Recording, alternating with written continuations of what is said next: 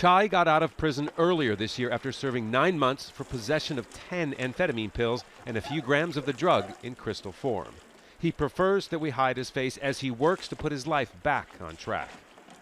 If he had just 5 more pills when he was arrested, Chai would have been charged with dealing, leading to a guarantee of years in prison. Many of Thailand's narcotics laws date back to the 1970s, when a zero-tolerance approach was thought to be the best way to combat drug use and production. But it didn't do either, and prisons filled beyond capacity. But legislators hope that will change. This month, Parliament passed a narcotics bill that will reform those laws. More of a focus on treatment for users and stronger laws to go after organized crime. Chai is happy about the new laws, but feels the government needs to make the public aware of them. My life would have been better if this law was implemented back then, but we can't turn back time, can we? I was looking and begging for a second chance. It was my first offense, and I had to go to prison for having a tiny amount of drugs. About 80% of Thailand's prisoners are there on drug-related charges. Since taking office 3 years ago, Thailand's justice minister has made narcotics law reform a priority. Something is clearly wrong if the method we are using to tackle the drugs problem still doesn't solve the issue. We must change our way. A person serving a long sentence just because they possessed a few pills of amphetamine is too extreme.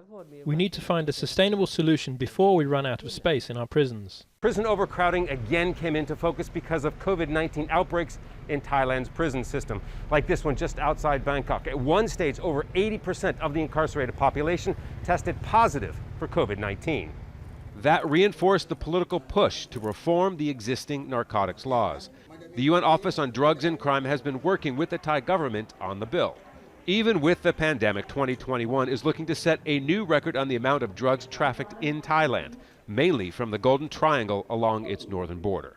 Major organized crime groups have scaled up production as they've changed and tried to make the Golden Triangle essentially into a global production point. One thing that's really impressive about the bill is this shift towards the organized crime, and particularly the proceeds of crime. New laws allow authorities to go after unexplained wealth of those suspected of narcotics operations, even if they win their criminal trials. They might not head to prison, but their money will be confiscated. But for the laws to succeed, says the UN, they must be applied as designed. If not, more trafficking records will be broken and the prisons will remain overcrowded. Scott Heidler, Al Jazeera, Bangkok.